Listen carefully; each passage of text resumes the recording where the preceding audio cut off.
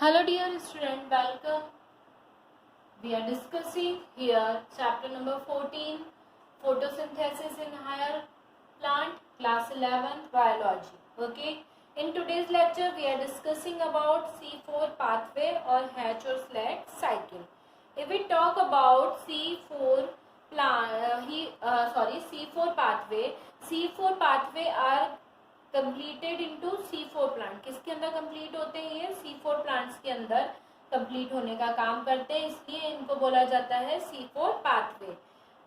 इसके अलावा हैच और स्लैग नाम के साइंटिस्ट थे, उन्होंने इसकी डिस्कवरी करी थी, इसलिए इनको हैच और स्लैग नाम से भी जाना जाता है. मेनली किसके अंदर देखने को मिलते हैं? मेज जो होता है उसकी लीव्स में देखने को मिलती है ये साइकिल या ये पाथवे. जनरली बात करें तो फर्स्ट जो कार्बोक्सिलेशन होता है इस पूरे प्रोसेस में C4 साइकिल है ना. और कहाँ पे, सॉरी एक चीज और, ये कहाँ पे फाउंड होते हैं? फाउंड इन ट्रॉपिकल एंड सब ट्रॉपिकल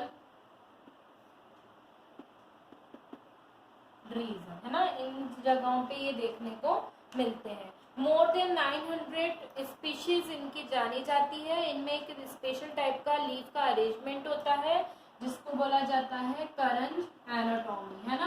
करंज एनाटॉमी, इसके अंदर एक स्पेशल फीचर देखने को मिलता है. लीफ की एनाटॉमी होती है और जनरली मैंने आप लोगों को बताया मेज के अंदर देखने को मिलता है. इसके अलावा शुगर केन के अंदर देखने को मिलता है ना. इसके अलावा सरगुन्स के अंदर देखने को मिलता है.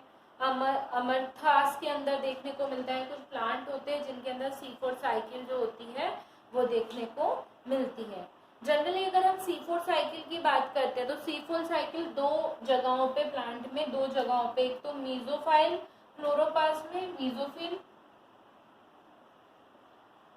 मीजोफिल ऑफ क्लोरोप्लास्ट यहाँ पे देखने को मिलती है. आधी साइकिल यहाँ होती है और आधी साइकिल कंप्लीट होती है क्लोरोप्लास्ट के बंडल शीट में. बंडल शीट ऑफ क्लोरोप्लास्ट इन दो जगहों पे क्या होती है? ये देखने को मिलती है. क्या देखने को मिलती है? ये पाथवे या ये साइकिल देखने को मिलती है.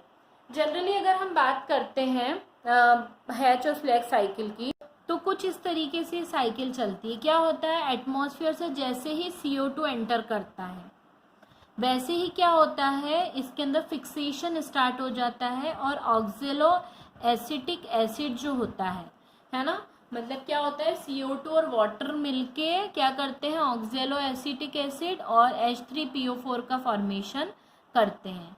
ये क्या होता है? NADPH जो होता है NADP में कन्वर्ट होता है और ये बनाते हैं मैलिक एसिड.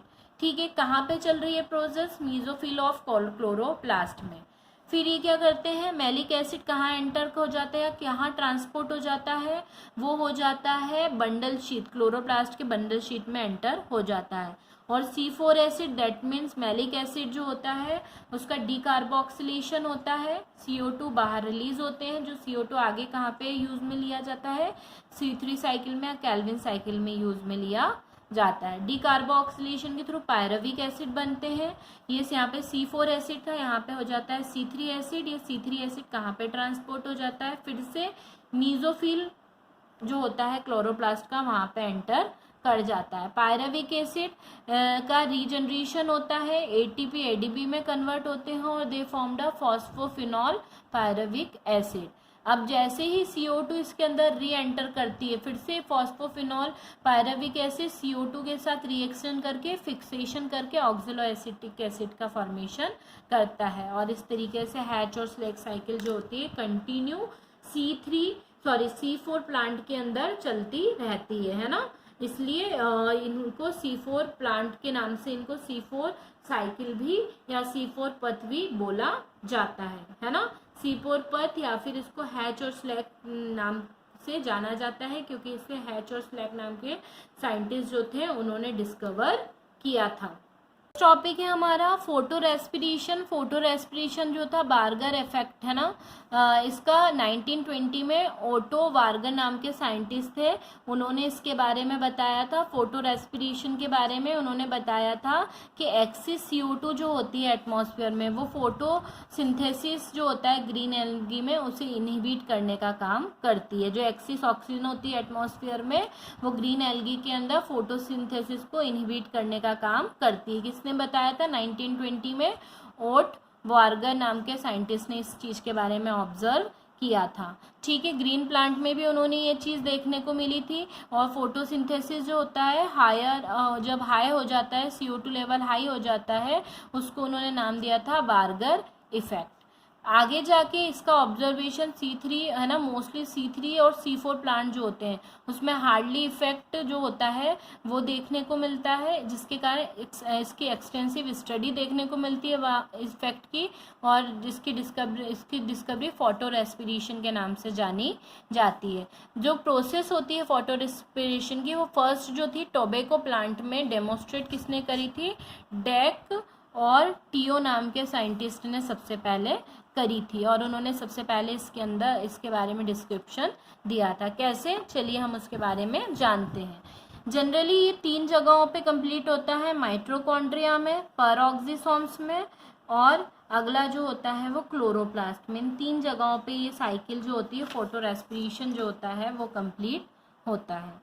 कैसे कंप्लीट होता है अगर हम उसके बारे में स्टडी करते हैं तो सबसे पहले क्या होता है, ये स्टार्ट होता है क्लोरोप्लास्ट से। आप देख रहे हैं क्लोरोप्लास्ट जो हमने देखा था, जो C3 साइकिल चलती है, उस C3 साइकिल में राइबोलोज डाइफॉस्फेट का फॉर्मेशन होता है। जैसे ही ऑक्सीजन इसके अंदर एंटर करती है, वैसे ही ये क्या करता है, 2-फॉस्फोग्लिसरो एसिड में, है ना, राइबोज 5-फॉस्फेट, राइबोज डाइफॉस्फेट, है ना, किसके साथ रिएक्शन करते हैं? ऑक्सीजन के साथ रिएक्शन करके 2-फॉस्फोग्लाइकोलिक एसिड और 3-फॉस्फोग्लिसरिक एसिड के अंदर टूटते हैं। फॉस्फोग्लाइको एसिड जो होता है ग्लाइऑक्सिलिक एसिड का फॉर्मेशन करता है, और ये जो ग्लाइऑक्सिलिक एसिड होती है ना, और ये 3-फॉस्फोग्लिसरेट्स किसका फॉर्म करते हैं? ग्लिसरिक एसिड का फॉर्मेशन करते हैं। और ये 3-फॉस्फोग्लिसरिक एसिड कहाँ पे चले जाते हैं? 3-PGA 3-फॉस्फोग्लिसरिक एसिड एंटर कर जाते हैं C3 साइकिल के अंदर। ग्लाइऑक्सिलिक जो एसिड होता है वो ट्रांसपोर्ट होता है पेरोक्सिसोम्स के अंदर। पेरोक्सिसोम्स में ये क्या करते हैं, जैसे ऑक्सीजन एंटर करती है ये एक्टिव हो जाते हैं, और ये क्या करते हैं, ग्लाइऑक्सिलिक एसिड का फॉर्मेशन करते हैं। ये ग्लाइऑक्सिलिक एसिड ग्लाइसिन में कन्वर्ट होते हैं, और ये ग्लाइसिन एंटर कर जाते हैं किसके अंदर? माइटोकॉन्ड्रिया के अंदर। ठीक है, प्लांट के माइटोकॉन्ड्रिया के अंदर, सेल के माइटोकॉन्ड्रियल सेल के अंदर एंटर करते हैं। NADPH बनाते हैं, NH3 और CO2 रिलीज होते हैं, और CO2 बाहर हो जाता है माइटोकॉन्ड्रियल सेल से, और ये ग्लाइसिन किसके अंदर? सीरीन के अंदर कन्वर्ट हो जाते हैं। अब ये सीरीन ट्रांसफर होता है पेरोक्सिसोम्स के अंदर, और सीरीन जो होता है वो हाइड्रोक्सिक पायरुविक एसिड में कन्वर्ट होता है। साथ साथ में NADPH में कन्वर्ट होते हैं और ग्लिसरिक एसिड बनाते हैं। अब ये ग्लिसरिक एसिड क्लोरोप्लास्ट में ट्रांसफर हो जाता है, और 3-फॉस्फोग्लिसरिक एसिड के साथ रिएक्शन करके और 3-PGA के अंदर एंटर कर जाता है। जैसे ही न्यू ऑक्सीजन एंटर करती है, ये साइकिल कंटिन्यू इसी तरीके से क्या करती रहती है? रन करती रहती है। और इस तरीके से हमारा जो फोटो रेस्पिरेशन होता है वो क्या होता है? कंप्लीट होता है। नेक्स्ट जो होता है वो होता है हमारा कैम साइकिल या क्रेस्युमुलेशन एसिड मेटाबॉलिज्म भी इसको बोला जाता है। कुछ प्लांट ऐसे होते हैं जिनके अंदर क्या देखने को मिलता है कि वो एक्सट्रीम जेरिक कंडीशंस के अंदर वर्क ऑन करते हैं। दैट मीन्स कहाँ पे वो फंक्शंस परफॉर्म करते हैं? ये परफॉर्म करते हैं फंक्शंस जेरोफाइटिक एरियाज में, मतलब जहाँ पे पानी की क्या होती है? कमी होती है। यहाँ पे क्या होता है? फिक्सेशन जो होता है एटमॉस्फेयर में CO2 का डार्क में देखने को मिलता है, और ये जो होते हैं मेनली क्रेस्युलेसी फैमिली जो होती है, जिसके अंदर ब्रायोफाइलम है ना, सीडम, ये सारे प्लांट आ जाते हैं।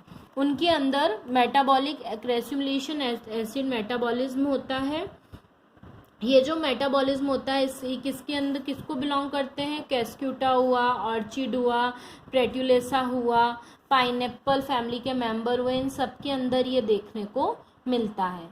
जनरली ये जो होते हैं ये नाइट के टाइम, है ना। ये स्टोमेटा इन प्लांट्स के अंदर क्या होता है, स्टोमेटा कब होता है, the most character feature of this plant that the stomata remain open at the night, है ना, और क्लोज ड्यूरिंग द लाइट। जबकि हमने क्या पढ़ा है कि जो स्टोमेटा होते हैं दिन के समय खुलते हैं और रात के समय बंद होते हैं, पर ये स्पेशल प्लांट, ये स्पेशल केम साइकिल चलने के कारण ये जो प्लांट होते हैं इनके अंदर रात के समय स्टोमेटा ओपन रहते हैं और दिन के समय बंद होते हैं। Came is a kind of adaptation, है ना, ये एक तरीके का क्या होता है, एडेप्टेशन होता है जो कैरी फोटोसिंथेसिस के थ्रू लॉस ऑफ वाटर देखने को मिलता है। इसके अंदर मेटाबॉलिज्म पाथवे के थ्रू एसिडिफिकेशन होता है और उसके थ्रू ही ये पूरी साइकिल जो होती है वर्क ऑन करती है। मेटाबॉलिक पाथवे की बात करते हैं तो ये भी क्या होता है, दो होता है, एक होता है एसिडिफिकेशन और एक होता है डीएसिडिफिकेशन, और ये भी डार्क और नाइट दो टाइम ये क्या होते हैं, वर्क ऑन करते हैं। डार्क से हम स्टार्ट करेंगे। नाइट के टाइम में क्या होता है, कार्बन डाइऑक्साइड एंटर करती है और फॉस्फोफिनॉल पायरुविक एसिड जो होता है, फॉस्फोफिनॉल पायरुविक एसिड CO2 के एंटर होने से एक्टिव हो जाता है और वो किसका फॉर्मेशन करता है, ऑक्जेलो एसिटिक एसिड का फॉर्मेशन करता है। और ये प्रोसेस कहाँ पे होती है, क्लोरोप्लास्ट में होती है। ये ऑक्जेलो एसिटिक एसिड क्या करता है, NAD को NADH को NAD में कन्वर्ट करता है और ये ऑक्जेलो एसिटिक एसिड कन्वर्ट हो जाता है मैलिक एसिड में, कहाँ पे, वैक्यूल के अंदर प्लांट के, और वैक्यूल से सेल के वैक्यूल से कहाँ पे ट्रांसफ़र हो जाता है, डे टाइम के अंदर, है ना। डे टाइम के अंदर स्टोमेटा यहाँ पे ओपन रहते हैं और CO2 एंटर करती है, नाइट में स्टोमेटा क्या हो जाते हैं, क्लोज हो जाते हैं। और मैलिक एसिड जो होता है वो क्या करता है, NAD को फिर से NADH2 में कन्वर्ट करता है, इसकी CO2 रिलीज होकर C3 साइकिल या कैल्विन साइकिल में एंटर कर जाती है और मैलिक एसिड कन्वर्ट हो जाता है पायरुविक एसिड के अंदर। अब ये पायरुविक एसिड है ना, सिस्टोल के अंदर प्रोसेस हो रही है सारी, किसके अंदर, कार्बोहाइड्रेट में कन्वर्ट होते हैं, ठीक है। कहाँ पे, लाइट के समय में, लाइट के मतलब डे टाइम में। ये कार्बोहाइड्रेट कहाँ पे, नाइट के समय में फिर से फॉस्फोइनॉल पायरुविक एसिड को CO2 के साथ रिएक्शन करके और एक्टिव करते हैं और इस तरीके से डे और नाइट में ये जो पूरी प्रोसेस होती है, मतलब केम साइकिल जो होती है वो वर्क करती रहती है। कहाँ पे, सिस्टोल सेल जो होते हैं, सेल के सिस्टोल्स के अंदर ये कंप्लीट होते हैं और इस तरीके से पूरी साइकिल जो होती है वर्क ऑन करने का काम करती है और इस तरीके से हमारी केम साइकिल जो होती है वो भी कंप्लीट होती है।